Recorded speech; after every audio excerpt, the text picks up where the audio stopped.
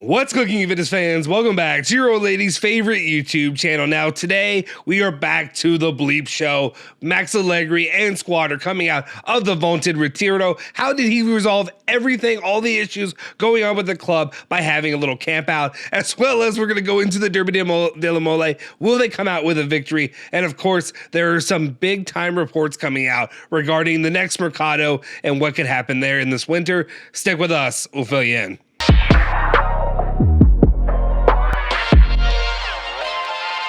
Ciao ragazzi, welcome back to the Bianconerizonechannel. My name is Justin Sofer, and today it is Friday, October 14th, 2021. Of course, I got your latest rundown of all things Juventus, all the news you hear about each and every day. Before we do anything though, smash that like button for me. Do me a favor, hit the freaking like button. Help us get those numbers up for obviously the algorithm and all the nonsense that goes along with that. I have to do it, I have to do my spiel. And then of course, if you haven't already, make sure you subscribe to the channel and of course hit that bell icon to stay notified for all of our latest videos. And of course, let's just get into it. We got to talk about what's going on with Juventus, what's happening. Can we expect a better Juve coming out of this vaunted retiro? It's resolved everything. All the issues are going to be fixed, right? Right? All right, let's get into it. Here's the rundown. As always, let's open it up right now with comments made by Max Allegri going into the press conference before the match tomorrow against Torino. He says, tomorrow is the derby, a very big match for everyone. Torino is a team that attacks. It will be a tough game. We have to be careful. And he goes on to say, the retreat is not a punishment. It's just an opportunity to be together, to talk. It can only be good for our group and can help us a lot. I'll be honest. I mean, if you've been on the channel, you know what we think about the retiro. You know, I think most people think about this, about the idea of a retiro. It's sophomoric. It's a last ditch effort. To me, it's an all systems failure to get to a retiro. We've gone into a retiro twice in the last couple seasons for Juventus, which is not a good thing for any club to do. But also, to me, it just speaks on the coaching. It means you're not doing your damn job during the normal 9 to 5 hours or whatever the time schedule it is for Juventus that you should be doing your job. Do your job, do your coaching during normal business hours. I'm sorry. You don't need to be doing retiro. People don't need to be away from their families, their kids, and all the things that are going on with that because you can't do your job from 9 to 5. That's my problem. And I agree. I know people like to go and they like to go attack specific players, and I'm just not here for it right now. To me, it's an entire club issue. Vlahovic ain't looking good. Quadrado ain't looking good. Bonucci ain't looking good. Even Szczesny hasn't looked great, right? Coming out of the box, he did. Anyway, I don't need to go into specific players. That's not what I need to do. To me, it's a coaching job. It's a coaching mistake, and it's a coaching issue. All right, let's continue on. He goes on to say the team was never asked to not enter a retreat. Okay, sure. We know the moment. We are focused on wanting to get out of this situation, and we have to start with a good result. Okay, cool. The players must also rest mentally, so I train with this in mind. The important thing is to bounce back from the last game with a win. Again, saying a lot of coach speak, not a lot of important stuff right there. But as he continues with other comments he makes, some red flags are kind of going off for me personally. He goes on to say the president has motivated the group. Everyone is needed right now. We have to keep things simple. It has been said that this group is not united. This is not true because we want to change our course. Regardless of how it ends tomorrow, we need to work as a group step by step. And then the final comment is, since the start of the season, we have not done well in terms of goals conceded on the counterattack. It's not a physical matter, but only of attention. We need to play better without the ball. Going back though, like obviously that's fine. You can say that these are some coaching ideas and they're throwing that out there. Prove to me that you can do it, that you can actually implement these. But going back to what he said, the president has motivated the group. That ain't a good sign, dude, when the president has to come in and kind of, hype everybody up, try to get everybody back together because you're not doing your job. And that's the issue right there. When you're not doing your job as a coach, it shouldn't be on the president and your bestie to go and bail you out for doing a poor job. That's where I have an issue, and that's why I worry. Why do I worry? Why do I worry? If, to be honest, how are we going to be in a situation we're in right now that I need to worry more? Obviously, we know where Juventus is right now. It's in the gutter right now. The team as a whole is playing piss poor football. It's ugly. It's uncoordinated. There is no plan, and Max Allegri is doing a poor job. And Max Allegri needs to go. That's it. There's nothing more to really be said about it. I don't know why I'm trying to go back in time and tell myself that I'm actually believe that Max Allegri is going to do anything to rectify the situation. No, the only rectification that can happen is Max Allegri needs to be gone. And that's it. That's honestly how I feel. All right, go on to the other parts of the news that you guys are here for, not for my feelings. Let's go ahead and get into it. We have Paulo Namolo, who came back out, who I will say I had a lot of faith in Paulo Namolo before. I liked a lot of what he said, but to be honest, the Zaniolo stuff got me. So I take it with a grain of salt. Paulo Namolo goes on to say, my information brings me back to an agreement between Agnelli and Allegri with a handshake because Arriva Bene and above all Nedved were for the sack. The arrival of Montero immediately. Now they wash their hands of it. You have chosen and you put your face on it. He goes on to say, Agnelli has given Max time until the World Cup to fix things physically in terms of play, not just results. If this doesn't happen, there will be a resignation or sack agreed with a payout for the goal, for the good of Juventus, who have given him so much. If that second part is true, absolutely, that is a good thing. Show of faith by both Agnelli and Max Allegri if they have a specific agreed upon buyout that would be lower. To me, it'd be dramatically lower than what he's owed right now, just to say, hey, I'm failing at this job. I want to be on good terms with the club that I do care about, but for some reason I can't do the job.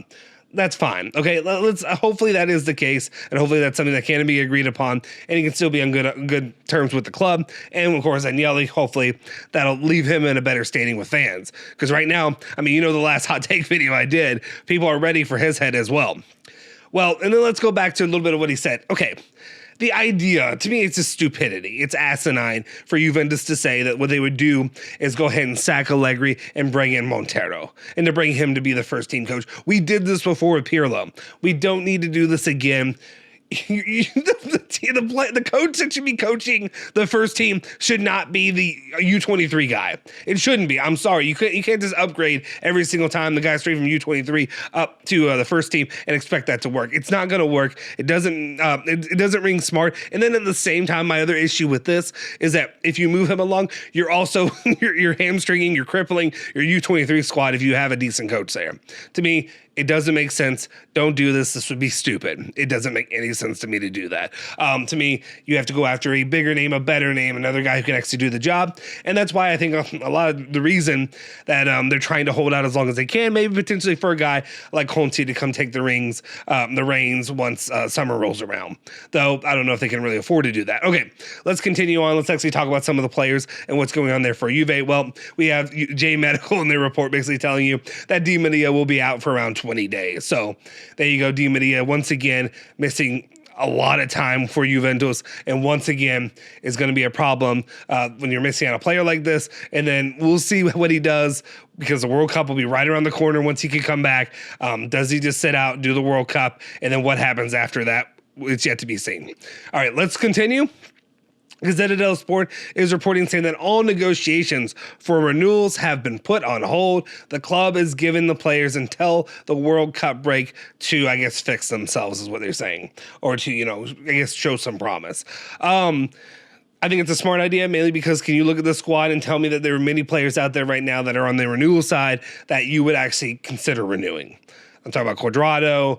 I'm talking about, obviously, Alexander. Those are guys we're ready to move on from, and let's go ahead and get him out the door. Talk about even guys like Weston McKennie. What's going on there?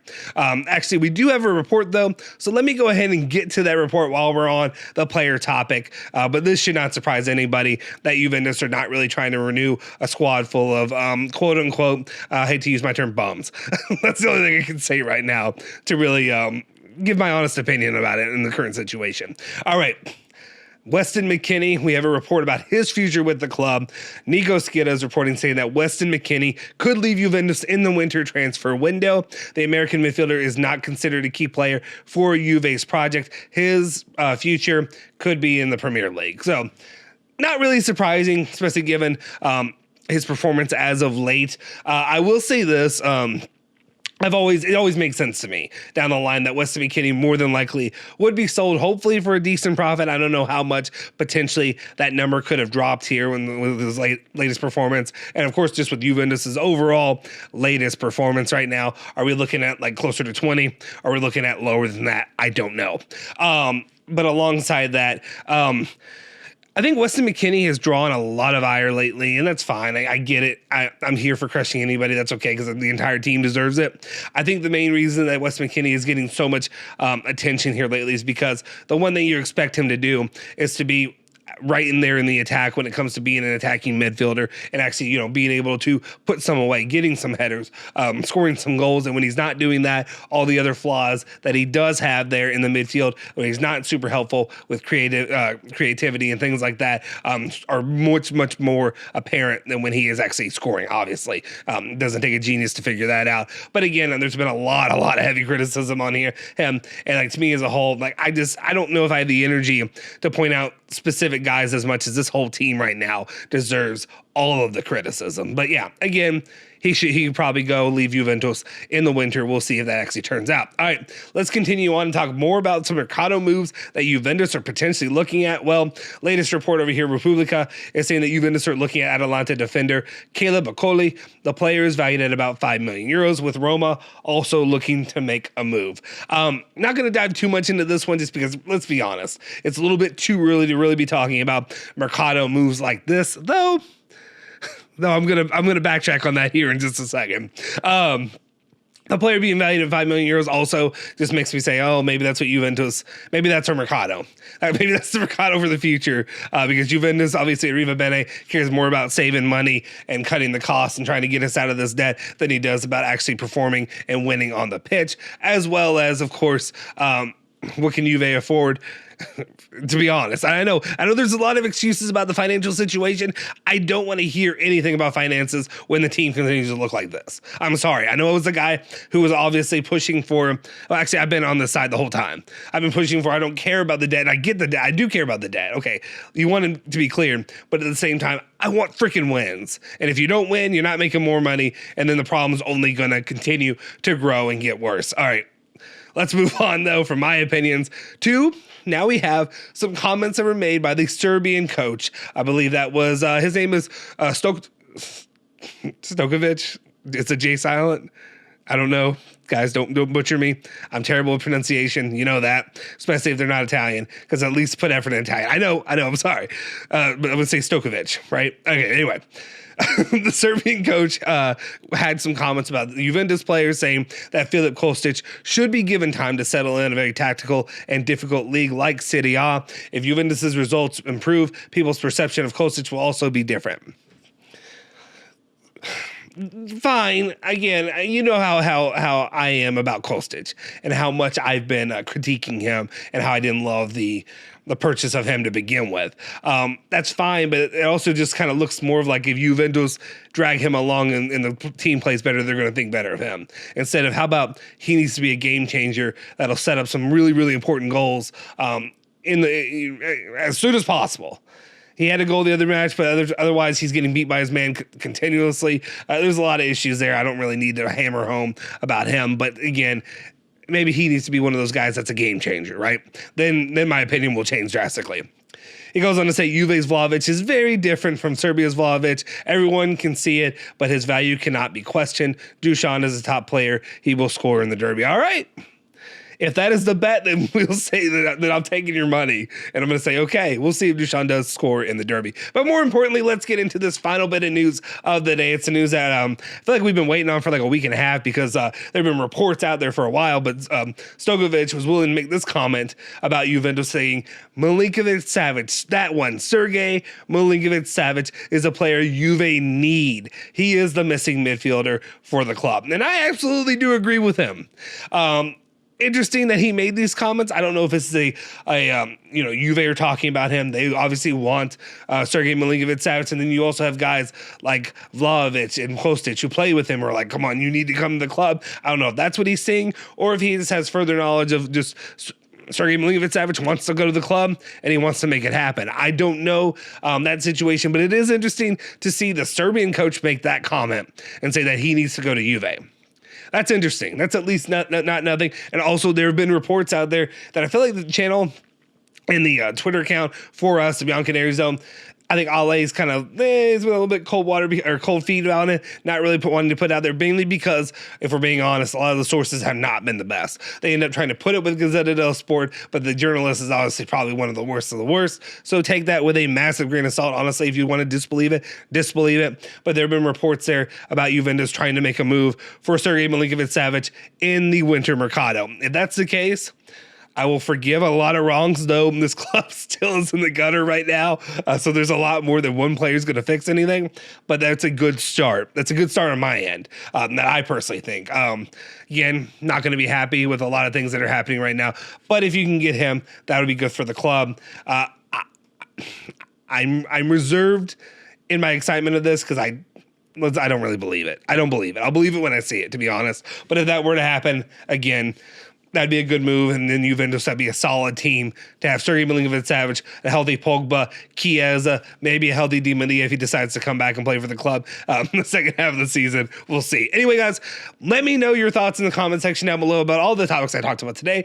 Weston McKennie potentially leaving. How happy are you about that? How happy are you about potentially, I don't know why I couldn't get potentially out, potentially getting Serbian Milinkovic-Savic? And then, of course, the comments about Allegri and the retiro. Do you think it's nonsense? Let me know in the comment section down below. If you haven't already, do me a favor, hit that like button, smash that subscribe button, hit that bell icon to stay notified for all of our latest videos. And of course, you can follow me at Justin Sofro on Twitter and follow bianconerizone at bianconerizone, Twitter, Instagram, Facebook, all that good stuff. I will see you guys next time. Forza Juve, Forza Bianconeri. Say hello to your old lady for me.